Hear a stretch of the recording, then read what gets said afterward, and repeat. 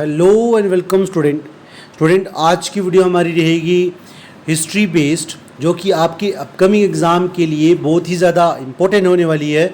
तो वीडियो को पूरा देखिए। अगर चैनल पे नए हैं तो शेयर करिए, सब्सक्राइब करिए चैनल को जितना हो सके, ताकि और ज़्यादा कंटेंट हम आपके लिए अच्छे से अच्छा बना कर लाएँ और आपकी तैयारी और ज़्यादा अच्छी हो सके।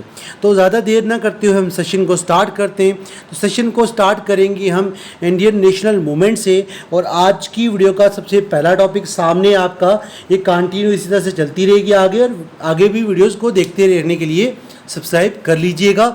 तो चलते हैं, स्टार्ट करते हैं। पहला आज का टॉपिक, इंडियन नेशनल कांग्रेस जो थी वो बनी कैसे, मेन क्वेश्चन ये अराइज हुआ था।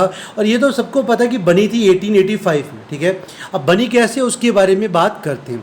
अब आपके पास पहले दो ऑर्गेनाइजेशन थी, जैसे पहले था नेशनल कॉन्फ्रेंस और एक था इंडियन नेशनल यूनियन। ये दोनों को मर्ज किया गया और मर्ज करके बनाया गया आईएनसी। क्या बनाया गया? आईएनसी, इसको इंडियन नेशनल कांग्रेस कहते हैं। अब इंडियन नेशनल कॉन्फ्रेंस बनी थी 1883 में, ठीक है। इन्होंने डिसाइड किया टू इनवाइट किया प्रोमिनेंट पब्लिक मैन को, डिस्कस किया क्वेश्चन ऑन जनरल कंसर्न के ऊपर।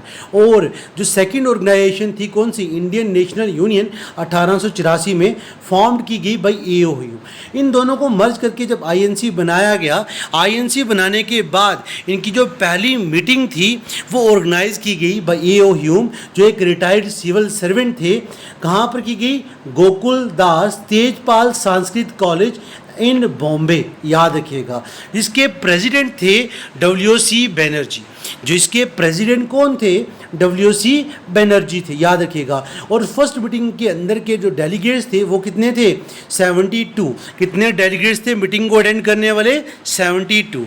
ये फर्स्ट ऑर्गेनाइज एक्सप्रेशन था इंडियन के द्वारा आईएनसी। और 1886 में इसके डेलीगेट बढ़ गए और 436 हो गए। याद रखिएगा, जब पहली बार बनी इसके डेलीगेट 72 थे। 1886 में डेलीगेट बढ़कर इंक्रीज होकर कितने बन गए? 436, ठीक है। बट बात करें आगे की, तो जो पहली मीटिंग की वेन्यू थी, जगह थी, वो पुणे थी। क्या थी? वो पुणे थी, याद रखिएगा। बट उसको चेंज करके बाद में बॉम्बे रख दिया गया। कारण क्या था बॉम्बे रखने का? कि वहाँ पर ना एक प्लीग फैल गया था, कोलेरिया फैल गया था पुणे में, जिस वजह से मीटिंग को वहाँ से शिफ्ट करके कहाँ रखा गया?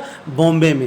पहली जो मीटिंग की जगह चूज़ की गई थी आईएनसी की फर्स्ट मीटिंग की, वो पुणे थी, बट चेंज करके बॉम्बे रख दिया गया। कॉलेज का नाम ऊपर बता चुका हूँ जहाँ पे मीटिंग हुई थी, ठीक है, याद रखिएगा। चलते हैं आगे। उसके बाद Kadambini Ganguly is the first women थी जो एड्रेस करी थी आईएनसी को, ठीक है, याद रखना। 1889 में पहली औरत जिसने एड्रेस किया है इसको, वो कदम्बनी गांगुली थी। उसके बाद साथ ही में कुछ लोग जब आईएनसी बनी तो आईएनसी की स्थापना के ऊपर क्वेश्चन अराइज कर रहे थे। बार बार अपोजिशन क्रिएट हो रही थी, ठीक है, आईएनसी के ऊपर। वो कौन कर रहे थे? Sir Syed Ahmad Khan, Raja Shiva Prasad of Banaras and Lord Dufferin, ये वाइसराय थे। ये सारे अपोजिशन कर रहे थे आईएनसी जो फॉर्म्ड हो रही थी उस टाइम, उसके ऊपर, याद रखिएगा। चलते हैं आगे, ठीक है। आगे जाके ना कांग्रेस के दो पार्ट बन गए थे, नरम दल और गरम दल, सबको पता है, ठीक है। अब दोनों के ऑब्जेक्टिव और मेथड क्या थे उनकी बात करते हैं। सबसे पहला जो मॉडरेट फेज था वो 1885 से 1905 के बीच में रहा। मॉडरेट फेज को नरम दल भी कहते थे। अब नरम दल वाले नरमी बरतते थे। उनका मेन काम क्या था, उनका बिलीव्स क्या थे? वो मानते थे कि ब्रिटिशर जो हैं, ठीक है, वो अच्छे से गवर्नमेंट चलाते हैं, वो चला सकते हैं, बट उनके अंदर कुछ चेंजेस लाना ज़रूरी है, ठीक है, जो हमारे लिए बेनिफिशियल हों, बेनिफिट वाली हों, ऐसी चेंजेस लाना ज़रूरी हैं। बस बाकी वो गवर्नमेंट जो है वो अच्छी चला सकते हैं, हमारे से भी अच्छी। कौन मानते थे? मॉडरेट वाले, ठीक है, वो लीडर के सारे लीडर, ठीक है। उनकी सबसे पहली जो सक्सेस थी वो ये थी कि इन्होंने इंडियन काउंसिल एक्ट पास करवाया था 1892 वाला, ठीक है, याद रखिएगा। क्वेश्चन पूछ सकता है कि मॉडरेट फेस जो है, ये मॉडरेट लीडर जो थे, इनकी जो पहली अचीवमेंट थी उन्होंने क्या की थी? वो थी इंडियन काउंसिल एक्ट को पास करवाना 1892 का, याद रखिएगा। उसके बाद अगर बात करें, ये ऑलवेज चाहते थे, हमेशा चाहते थे, they always want that some Indian selected as an official by britisher. क्या चाहते थे कि कुछ इंडियन को सिलेक्ट किया जाए ऑफिशियल के द्वारा या ऑफिशियल बनाया जाए, ठीक है, ब्रिटिशर के द्वारा। याद रखिएगा, ये not believe in caste system, ये कास्ट सिस्टम में बिलीव नहीं करते थे, ना रेस ना रिलीजन एंड प्रोविंस में, ठीक है, याद रखिएगा। मॉडरेट में लीडर कौन कौन थे वो बात करते हैं। हमारे पास लीडर में पहले आ जाता एओ ह्यूम। कौन आ जाते हैं? एओ ह्यूम, दादा भाई नेरोजी, बदरुद्दीन तैयब जी एंड डब्ल्यूसी बनर्जी। याद रखिएगा। चलते हैं आगे।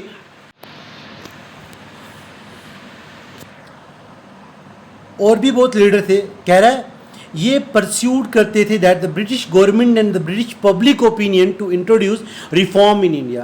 इनका मेन काम ही था कि इंडिया में ना जो ब्रिटिश की पॉलिसीज़ हैं उनमें चेंज लाना, रिफॉर्म लाना, जो हमारे लिए थोड़ी बेनिफिशियल हो जाएं। इनका मेन मानना यही था, इनका बिलीफ और इनका यकीन यही था। गवर्नमेंट चलाएं, अच्छी चला रहे, बट इनको रिफॉर्म लानी पड़ेगी हमारे लिए, वो इंट्रोड्यूस करना पड़ेगा ब्रिटिश गवर्नमेंट को। याद रखिएगा।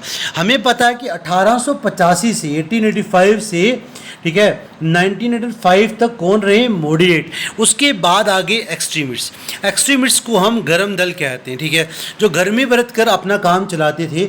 इनका फेस रहता है 1905 से 17 के बीच में, 1905 से 17 के बीच में, ठीक है, याद रखिएगा।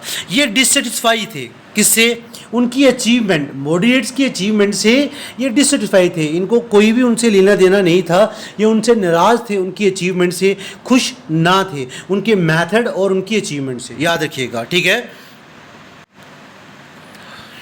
उसके बाद हर चीज़ के बनने का पीछे कारण होता है। एक्सट्रीमिस्ट 1905 में जो अराइज हुए, इनके पीछे कारण क्या थे, इनके काज क्या थे राइज करने के? पहला, रिस्ट्रिक्ट फ्रीडम ऑफ प्रेस। जितनी भी प्रेस थी उन सबको रिस्ट्रिक्ट कर दिया गया था, ठीक है, कि आप हमारी मर्जी के बिना कुछ भी छाप नहीं सकते, पहली बात। दूसरा, मेन क्या था? Partition of Bengal. एक्सट्रीमिस्ट्स का राइज होना मेन कारण क्या था? Partition of Bengal. किसने की थी? Lord Curzon.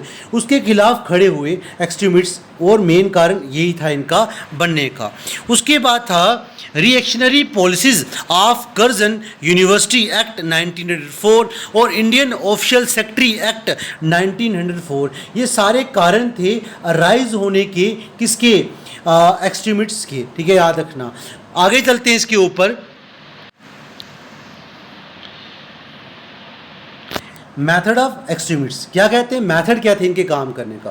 प्रमोशन ऑफ स्वदेशी and boycott of foreign goods. इनका मेन कारण था कि अपने सामान को अपनाओ और बाहर के सामान को बाइकआउट कर लो, उनके सामान को इस्तेमाल नहीं करना। स्वदेशी मूवमेंट लाई थी और उसे सपोर्ट कर रहे थे, बहुत ज़्यादा सपोर्ट कर रहे थे। कौन? एक्सट्रीमिस्ट्स जितने भी थे हमारे, ठीक है। इनका मेन काम ही था कि हम प्रेशर डालकर अपना काम निकाल सकते हैं, प्यार से ये अंग्रेज मानने वाले नहीं। आगे नॉन कॉर्पोरेशन विद ब्रिटिशर। ये कोई भी कॉर्पोरेशन करने वाले नहीं थे, ना कॉर्पोरेट करेंगे उनके साथ, किसके साथ? ब्रिटिशर के साथ। इनका मेन यही था। इनके मेन लीडर कौन कौन थे? इनके अगर मेन लीडर की बात करें, इनके अगर मेन लीडर की अगर बात करेंगे तो वो थे बाल गंगाधर तिलक, ठीक है, एक, लाला लाजपत राय, बिपिन चंद्र पाल, सर अरबिंदो घोष, ठीक है, और इन्होंने मूवमेंट आउटसाइड ऑफ बंगाल भी स्टार्ट कर ली थी, ठीक है। अब अगली वीडियोस में हम पढ़ेंगे पार्टीशन ऑफ बंगाल से आगे, थोड़ी छोटी छोटी वीडियोस बना के चलेंगे ताकि बोर भी ना फील करो और अच्छे से पढ़ाई कर पाओ। अगर आपको इस वीडियो में कोई प्रॉब्लम आती है आप कमेंट करके बता सकते हैं, अगली वीडियो में हम वो दूर करने की कोशिश करेंगे। Thank you for watching this video. जितना हो सके उतना शेयर करिए ताकि मैं और ज़्यादा अच्छा कंटेंट आपके लिए बनाकर लाऊँ।